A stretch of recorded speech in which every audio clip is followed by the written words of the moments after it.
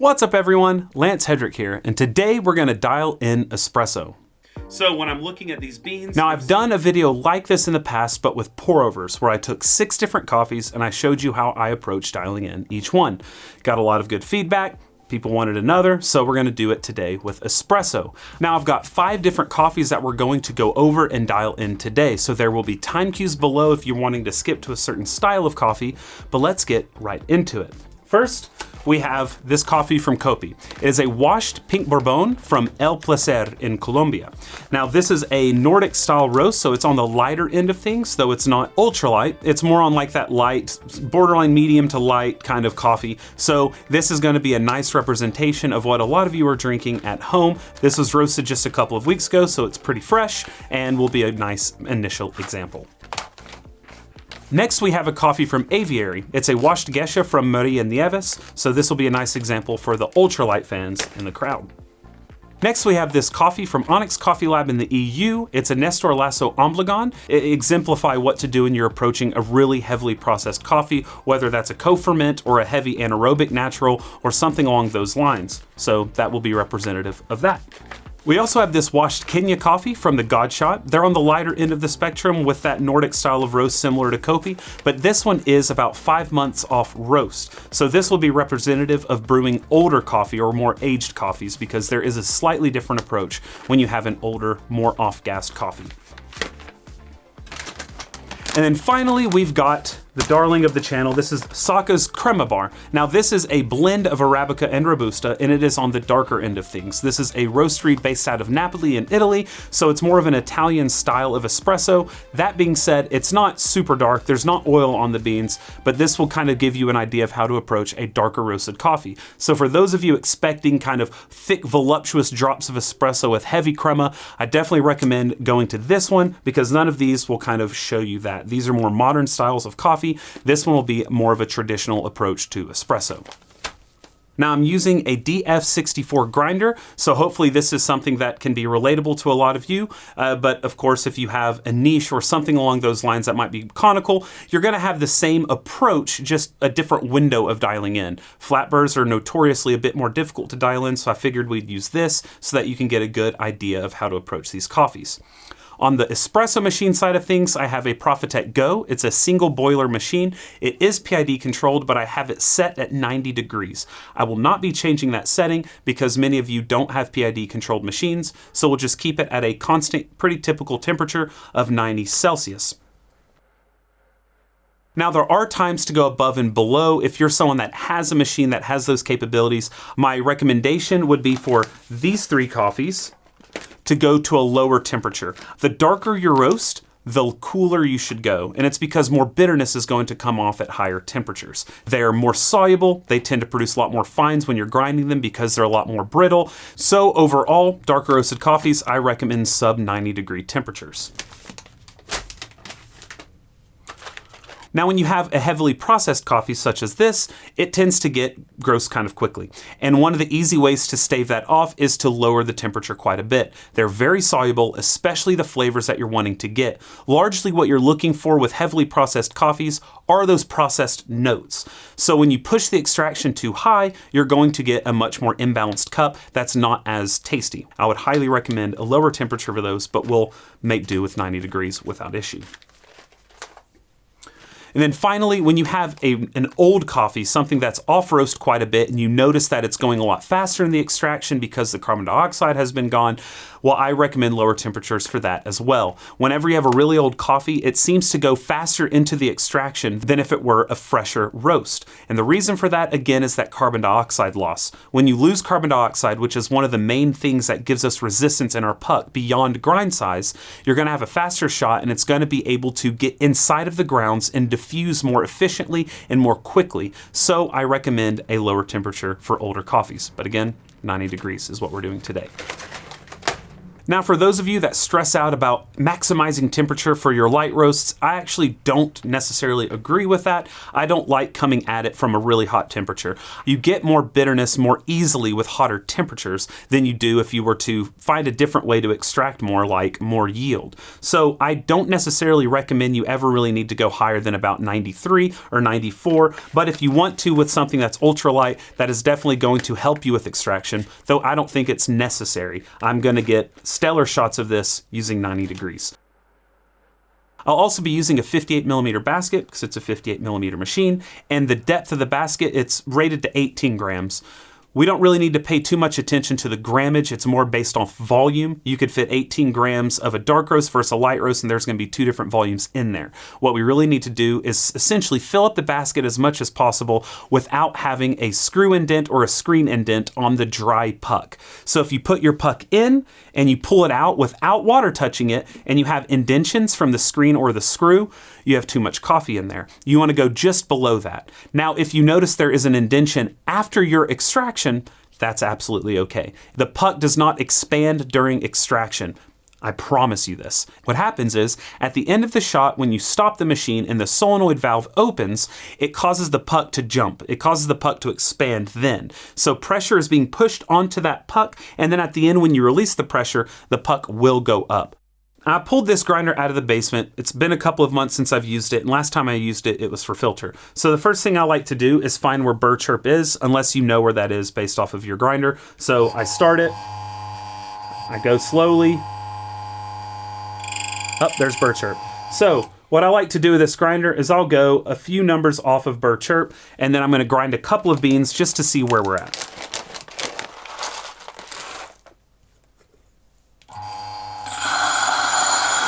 Messy.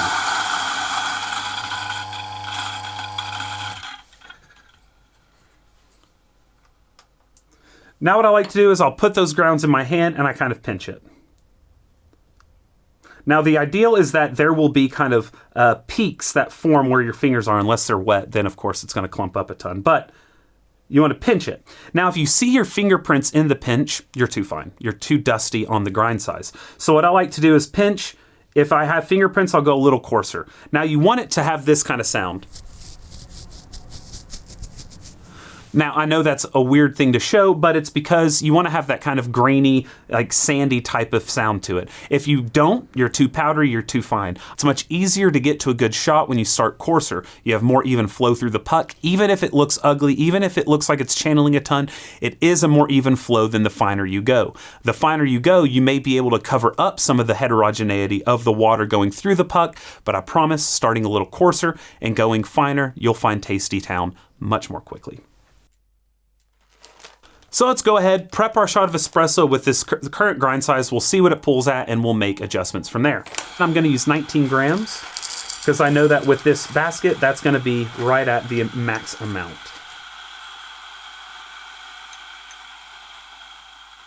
Keep in mind that with lighter roasted coffees, you will have to go finer than darker roasted coffees. Now this is, again, a blanket statement. There could always be exceptions to the rule, but that is largely what is going to happen. Lighter roasted coffees are not as easily extractable as darker roasted coffees. In addition to that, lighter roasted coffees will always have a more unimodal particle distribution than a darker roasted coffee. And that is because when you grind up a really dark coffee or just a darker coffee, those brittle beans are going to produce a lot more fines during the grinding process. Those microscopic particles, and those create a ton more resistance in the puck than a lighter roasted coffee will. Because they're much more firm, much more dense, they're not going to create nearly as many fines. So your overall particle peak needs to be finer with a lighter roasted coffee than with a darker roasted coffee. Let's go ahead, start our shot.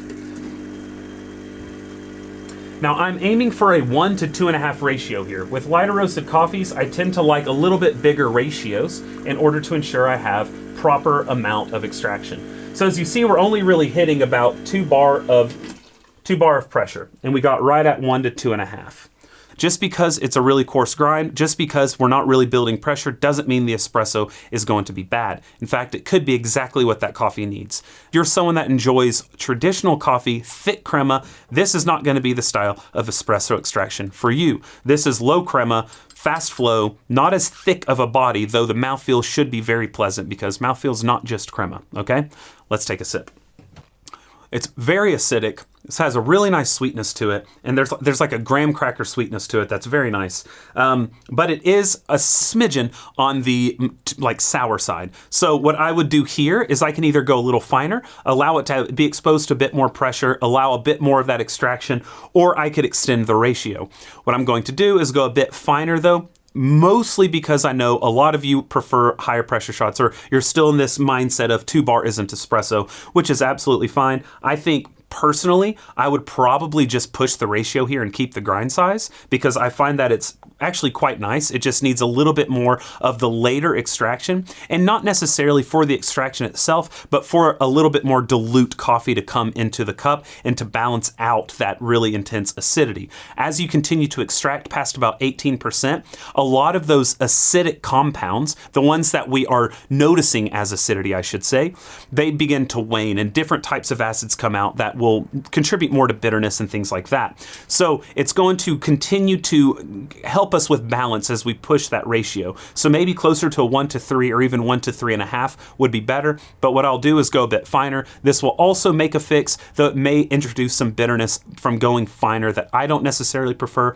But we'll go ahead and do that, get it closer to a 6-bar shot, see how that is tasting.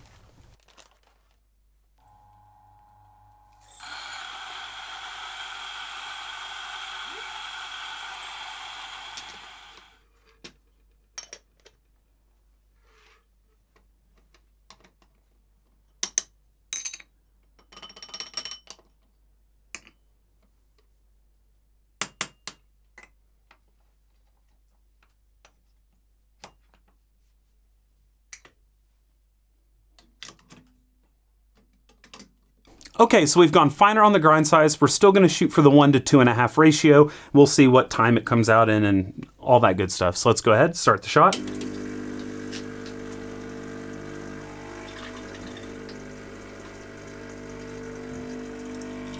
All right, we still have a pretty quick shot, not surprising. And so we went up to about 6 bar, but now it's descending. So pretty nice, naturally declining pressure profile. There you go. So that one pulled in just 17 seconds. Now, for some of you, that's going to freak you out. Some of you, you understand that turbo shots are kind of a good approach to doing your lighter roasted coffees. So a lot more crema on this one because we went a lot finer. We were able to build up a bit more pressure. I'm going to assume this will be a really nice shot, unless we need a little bit more yield. Let's see. No, that's pretty much perfect. It's quite acidic, this coffee is, but it's not sour anymore. It has a really nice balance. So you're getting a really intense pop of like grapefruit. You have some really nice sweet kind of tangerine, and there's like that graham cracker sweetness about it that makes it a nice cup. And in order to see if I'm blowing smoke or not, we're gonna have our boy Hugo try the espresso and give us his reaction.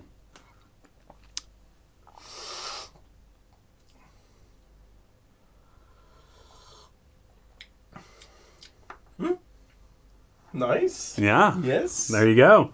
I was not expecting that.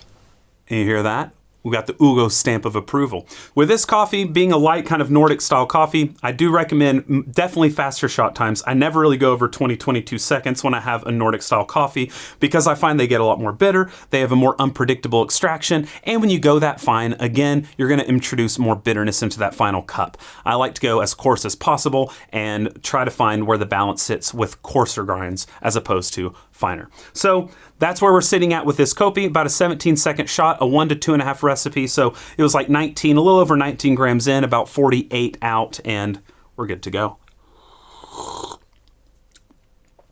It's very nice. All right, so next up we have the ultralight Gesha. So this is gonna be a much more dainty coffee, more complex, more nuanced. We don't wanna push it even as hard as we did the last one. Because it is a bit lighter roast, and because it's a Gesha, which tends to be a lot more volatile in the extraction, a lot weaker puck integrity, I'm going to assume that this will pull a bit faster. So this is gonna be probably too coarse to build up much pressure, but when I have these really light coffees, I don't really like building much pressure at all. This will be counterintuitive, but I like to go even lower temperature, bigger yield when I'm using a normal espresso machine. So this will build some pressure. There will be some crema, but it's going to be a very thin shot overall, assuming that the lightness of this coffee is going to offset any other variables between the coffee itself, the variety itself, etc. I'm going to be going closer to a 1 to 3.5 style of ratio. So I'm going to do a 19 gram dose, and we're going to pull out somewhere close to 70 grams of coffee. Wild, I know, but we're going to see how it goes. Just from grinding it, I can tell this is quite a bit lighter, so this should flow through relatively quickly, even in comparison to the last one. And I'm going to anticipate not much pressure being built up at all. So this is going to be similar to similar to some of the profiles people do on more advanced espresso machines like the Decent that aren't really planning on building a lot of pressure. Considering this machine gives me about 4.5 grams a second, this should be a decent shot, around 25 seconds, I would imagine, with how big of a yield we're doing. But we'll see. I could be surprised. All right, let's go ahead and hit it. All right, so water's going over the puck. It's getting in through, and there we go. So we're building pressure up to about 1.5 to 2 bar, and we're just going to let it run.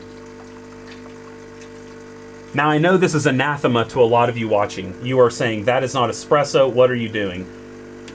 All right, so we went just over 70 grams in about 20 seconds, right on the dot.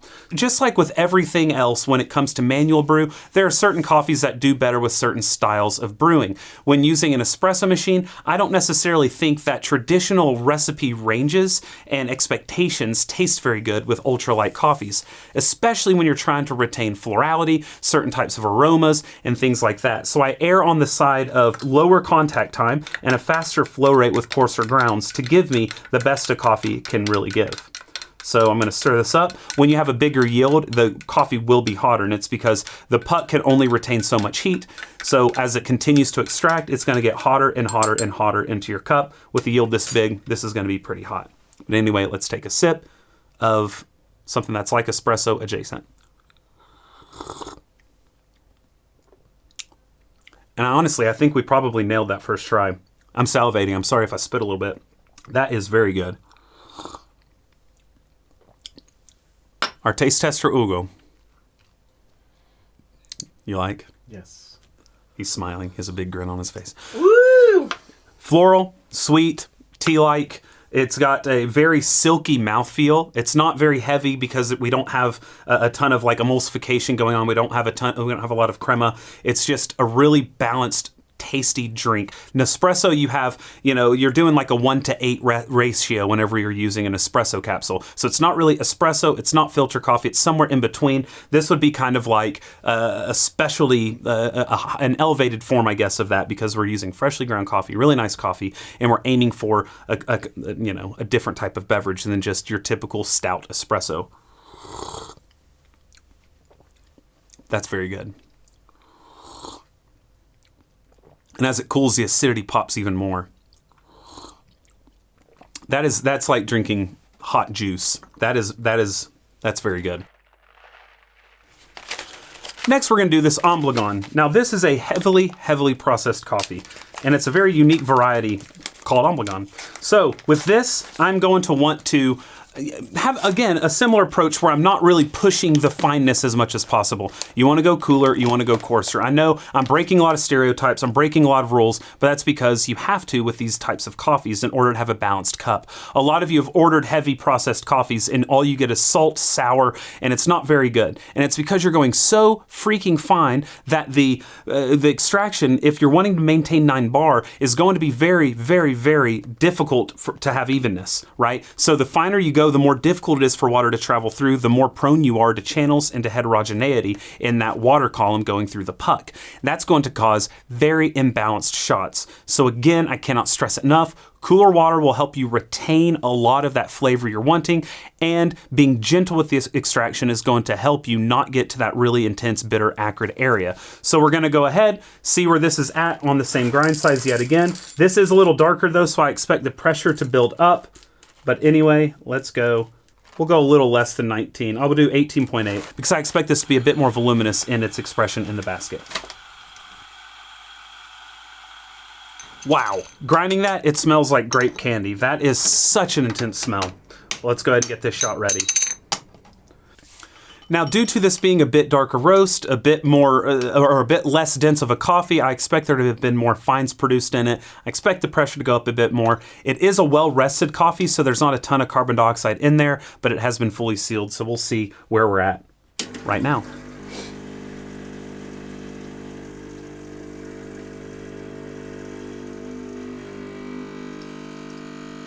All right, so we've built up to full pressure, right around 9 bar, and it is coming down. I'm gonna shoot for about a 1 to 2, just over 1 to 2. And so there we have it. So it went down to about 7 bar by the end, which you would expect because light roasts have lower puck integrity than darker roasts. So it's gonna be a bit harder to maintain that. And this is a bit lower water debit than a lot of machines at about 4.5 grams a second. So that allows us to lose pressure a bit more rapidly than some of your machines might.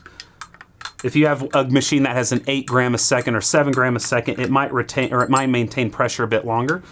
But anyway, let's go ahead and give this a sip. The aroma's insane. Woo, that is intense.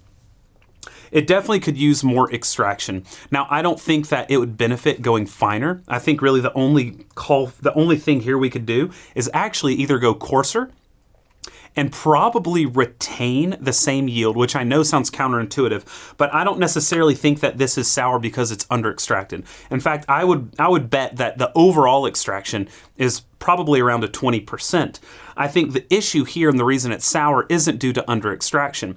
The fact that it built up to 9 bar with this coffee, I think is telling me that it's so fine that there's likely parts of the bed under extracted and parts over extracted.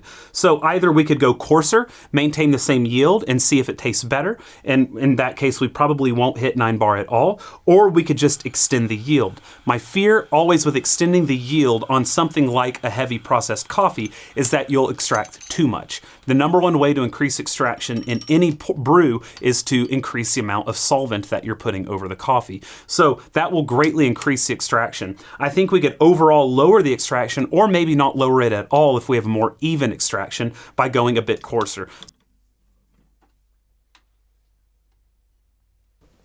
All right, we went a little bit coarser. We're gonna aim for the same yield and we're gonna see what happens.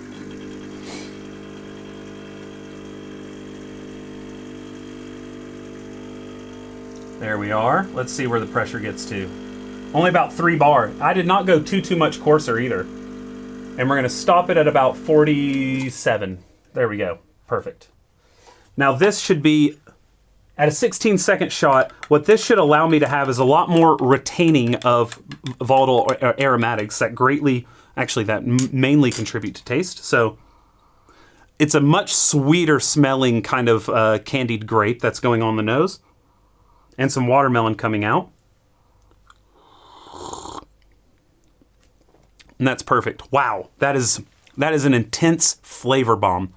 But I got rid of the sourness. I was able to retain all of that sweetness, all of that fruitiness without getting that intense bitterness that can happen when you push extraction too far. I would never recommend pushing extraction on heavily processed coffees. That's the point of those is to maintain a lower extraction to focus on the process that's imparting the heavy amount of flavor. If you want to focus on terroir, then go with a washed coffee. If you want to focus on intense flavors, these heavy processes can be fun, but you really need to understand how to approach them in order to get the most out of them. Now, if you have a darker roasted coffee that's heavily processed, you're likely going to hit a higher pressure than what I'm doing here. This is a very lightly roasted, heavily processed coffee. But the idea, the approach is going to stay largely the same as far as your approach with how coarse or fine to go, your approach with how much to extract, and your approach with kind of understanding the taste. So with this, I think we've kind of nailed it on the second try. We have that intensity right up front that punches you without it being imbalanced. We have, and now I'm salivating from it, we have a really nice balanced kind of mouthfeel. Everything's held together by a mouthfeel that is coating my tongue without being overwhelming. The sweetness, the juiciness, all of that fits together really well. I know this isn't traditional, but again, if you're seeking out these coffees, you're not looking for traditional. So keep that in mind. I know that I'm breaking a lot of brains in this, but I wanted to show you some extremes in order to help you as you're jumping into this world. Oh, and of course, I would rue the day that I don't give Hugo a taste test. That's nice. The coffee's not your thing, though. No. I have been the coach of 2 World Barista Champion runner-ups, whether that was with Andrea Allen using the GXO, where we pulled 15 to 16 second shots on the world stage and got incredibly high marks for it. And the thing is you're not seeing the pressure at the group head on these commercial machines. So we're just seeing the time come out. No one's worrying about it. If you have a pressure gauge, do not freak out about it. There are professional, top of the world people in front of calibrated judging panels that are pulling shots that are graded highly on balance, on acidity, on sweetness, that are pulling sub 4 bar shots, okay? It's not a new thing. It's been going on for a bit in the competition circuit when it comes to those heavy processed coffees. When it comes to ultra light, this also isn't a new thing. When you look onto like the decent espresso forums where people are doing lots of different trials and playing around with different shots, some of the most kind of famous profiles are very low pressure shots that are below 3 or 4 bar of pressure. So this is not some sort of new earth shaking thing, but what I'm trying to do is really iterate home the fact that the best tasting coffee is probably not going to be at 9 bar if you're drinking lighter roasted coffees. And that leads me to aged coffee. When you have a really old coffee, it is going to be very hard to build a lot of pressure because that CO2 is gone. Resistance of the putt plus the flow rate of the machine is what gives us pressure. Carbon dioxide is a main contributor of that. Of course, our grind size is going to be a massive contributor, but our carbon dioxide is also contributing. So when water goes into the puck, it is entering those grounds and it's forcing carbon dioxide out before it's able to really situate inside, fully saturated, to begin diffusion. Diffusion is our main way of getting our extraction. Yes, you can have washing that goes on, getting some of the flavor, but that's going to be mostly insoluble material. To get the soluble material, we rely on diffusion. In order to get there, carbon dioxide must be displaced. This gives us pressure, okay? So not only does grind size give pressure, but so does carbon dioxide. When we have an old coffee that is maybe not stored very well, that's not been sealed up very properly, we have lost a ton of that carbon dioxide that was built up during the roast. And again, lighter roasted coffees, less carbon dioxide built up in the roast, darker roasted, more built up during the roast. So when we have something like this, please know it is going to be very difficult to hit 9 bar unless you're willing to go powder fine. And again, the more powdery your powder, the more bitter the espresso will be. Also, the more heterogeneous the extraction, which will lead to imbalance. That's what we're trying to get away from. We want a balanced shot, yes, at the expense of crema, because balance is key. If you're only searching for crema, do me a favor, only buy darker roasted coffee and only brew it when it's fresh. You will get crema galore almost regardless of how you dial it in. But we'll go over that on the next coffee. So let's go ahead. We're going to start where we left off. It's always a nice place once you're in this kind of area. So we're just going to do a 19 gram dose and we're going to see what it looks like. Also, I kind of like that this bag kind of matches. I mean, it's a little bit off, but it kind of matches. Oh, I dropped it.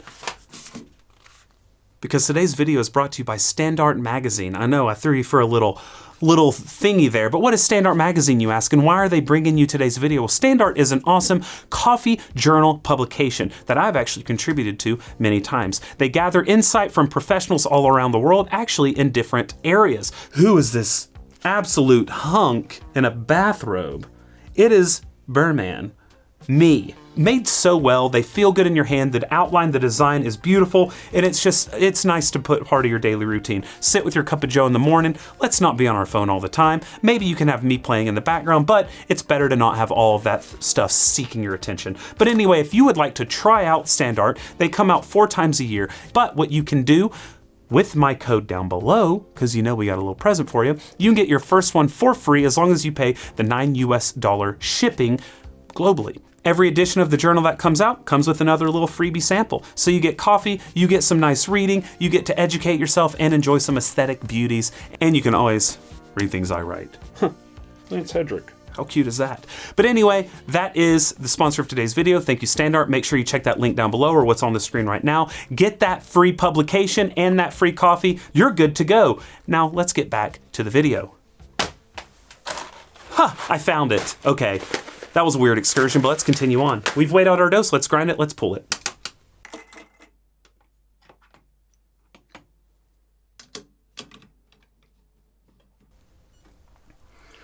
All right, we got our puck loaded up. Let's get this shot going.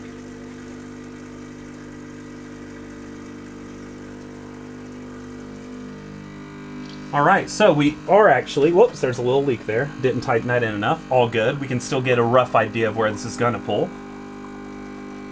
Sometimes that happens. You know, you gotta roll with the punches. All right, so we're gonna do that 1 to 2.5.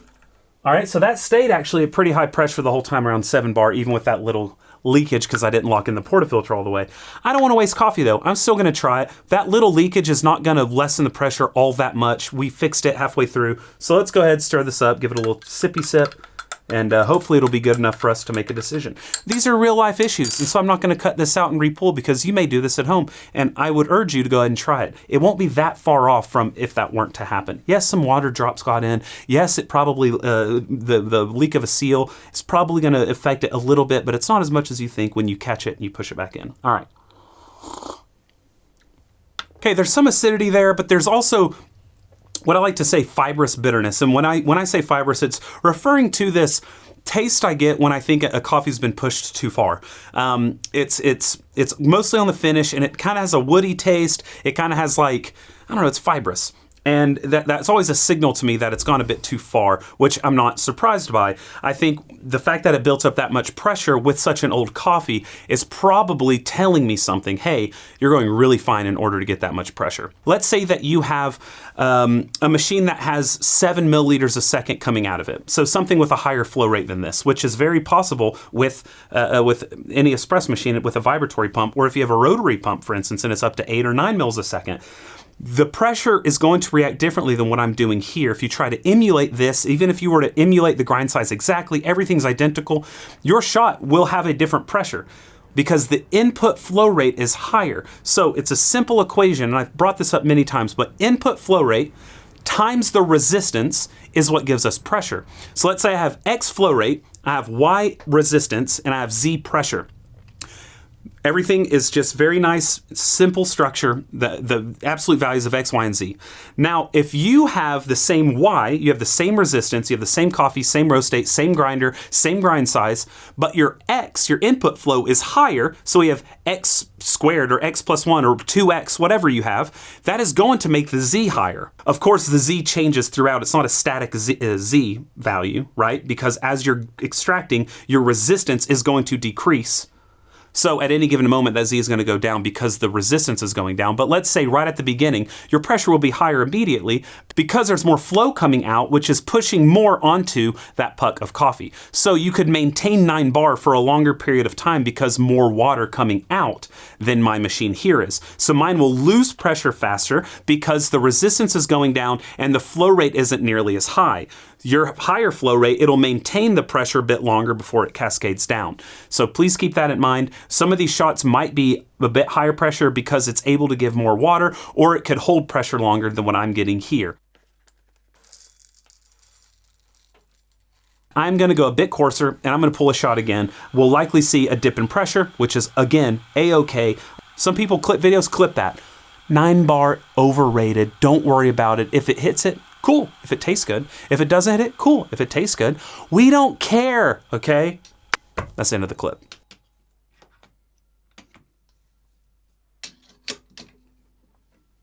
All right, we've gone a bit coarser. Let's pull our shot.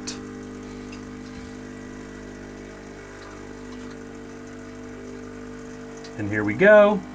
Pressure's building. Oh, there we go. We only hit about 3 bar, which is more what I would expect with a coffee this light and this old. And there we have it. Boom. Look at that. 16 seconds. We're on a turbo train today. Bottoms up. That's what I want with this coffee. That is giving me really nice texture, actually. Creamy texture. I know you may be thinking, oh my goodness, how can it be creamy? There's not much crema. Here's the thing. Crema, the polysaccharides, the lipids in that, yes, that can give you a tactile feeling that is difficult to replicate. But there are other things that contribute to body. Why do you think you can have 3 different filter coffees, all at the same concentration, and one of them can be described as yogurty, one can be described as tea-like, one can be described as, milky, whatever it might be. There is obviously something much more than just the lipids and the polysaccharides that build up that thick foam of crema that is causing Mouthfeel, something other than just concentration, causing mouthfeel and tactile experience.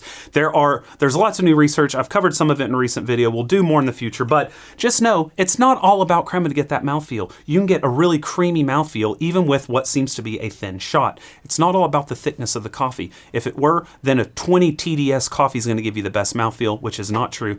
Try one and you'll be disgusted. Okay. However, there are some people who like them, and okay, you know, it is what it is. I don't like them. All right. That's actually perfect. It tastes like a really nice Kenya shot of espresso. Is it nearly as pungent? No. Is that a bad thing? No. It's balanced. There's no bad aftertaste. I'm talking too much. Hugo? All right. You like it. Yeah. It's like 5 months off roast. Yes. And I noticed it wasn't even sealed. So it's probably been sitting unsealed for like 4 months. Okay. So that's the Kenya. That's how you do an aged coffee. Lower temperature if you can, faster shots.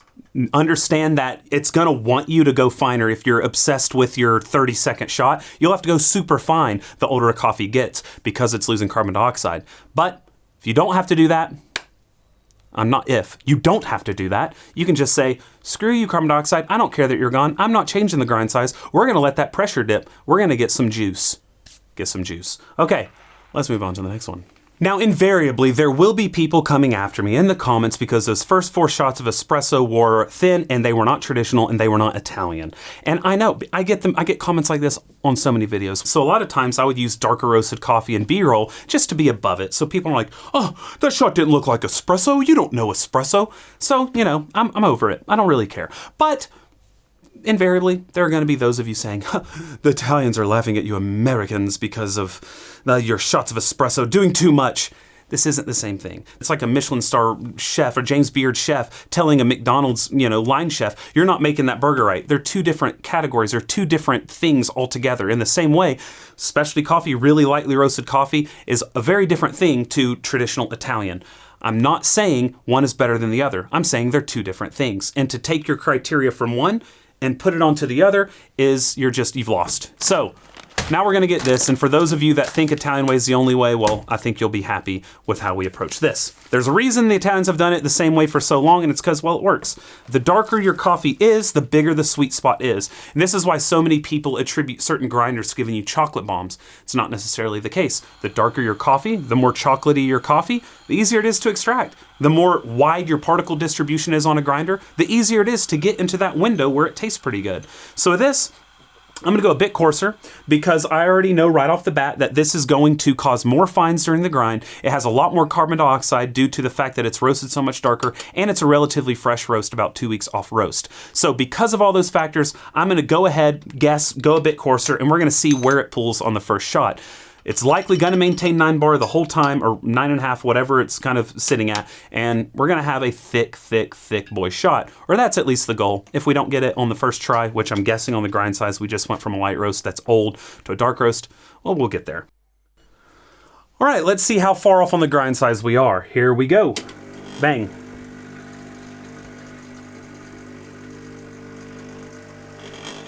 All right, pressure's going up. All right, so it is still fast. We went a little too coarse. We overdid it. But I mean, look at the crema. Look at the crema. We're only at 5 bar, but look at the crema. We're gonna do just under a 1-to-2 ratio. Actually, I just went just over a 1-to-2. And that was in 17 seconds. So I didn't need to go as coarse. I overcorrected, it seems. So we're gonna go back fine. And this should absolutely fix it. But even still, we're gonna give it a taste because it may be fantastic. I will say I do find with darker coffees that turbos don't work nearly as well. One of the big things with darker coffees is you really want that intense texture. As we saw, coarser grinds do give you better crema than finer. But when you go too fast and you don't have enough contact time, you need to get a bigger yield. Bigger yields with darker roasts is gross because you get dryness, bitterness, all that gross stuff that we don't want. But if you go to a normal ratio, like a 1 to 1.5 or so with these coffees, which is what you kind of want because they're giving off their goodies so quickly, you don't need to extend extraction, well then it doesn't taste very good. But anyway, we'll try it anyway. Drinkable, but nowhere near as good as it can be.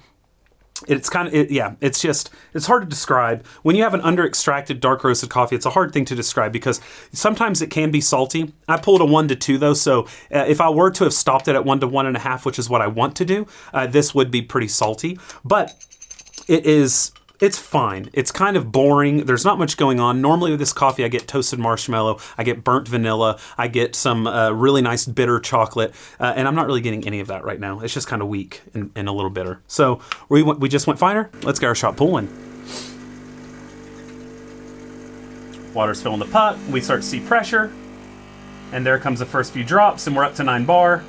There we go. This is how I like it. Pulling a little fast, but I kind of like that. We're down to about 8 bar. And we're going to stop it right there. There we go. 18 seconds. Maybe a little fast, but I'm going to expect this to be pretty decent. We can always go one more little finer. That is thick. I mean, you see this? This is black coffee, okay? Like my boy Tony Cash. After a nice dish of pasta. You see this right here? Espresso. Black. With no sugar and no milk. Just like a real man drinking his coffee. Forget about it.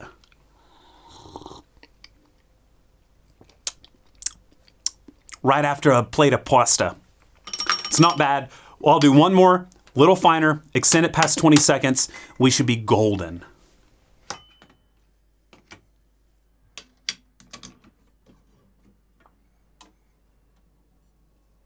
All right, let's get that shot of pulling. This one's for you, Tony Cash. Oh, we got them thick drops of syrup coming into the cup, cascading into a beautiful coalescence of golden globules. Spheres dancing in the light as we anticipate the golden libation caressing our tongue. Look at that, 23 seconds, that's about as perfect as it gets.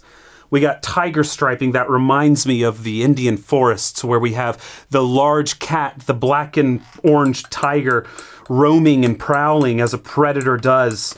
We stir it up, and as we have the final anticipation before it hits our lips, we say a little thank you. Cheers. And that's what I'm looking for.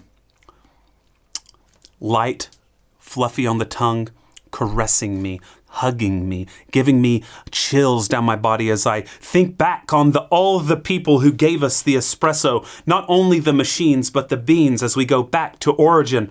Absolutely fantastic. Just beautiful. Forget about it. Now, I will let Hugo taste this, but just so you're aware, in the same way he hates processed coffees, he does not like dark coffees. So get ready for a sound of disgust, I would imagine.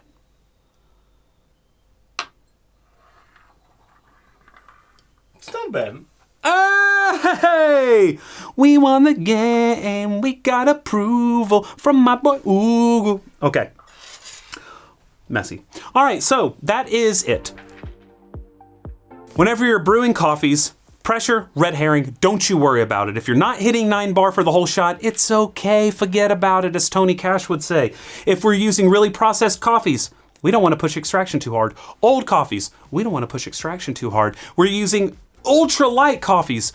We don't want to go crazy. In fact, I don't like high pressure. I want to go coarse as possible while still having a good beverage. When we have a Nordic style coffee that's fresh, we can do that typical 1 to 2.5, and we're going to live in that golden zone. Now, obviously this video featured more modern styles of shot pulling for a lighter side of the world. If you're a medium dark roast drinker, I would approach it like I did with the Saka. Again, this is, in a world standard, I would call this actually a medium roast. For those of you that are coming from a specialty background, this is going to be dark, okay? So that's the issue with using light and dark roast kind of nomenclature, because depending on who you are and your exposure to coffee, this could be either incredibly dark or it could be actually kind of light.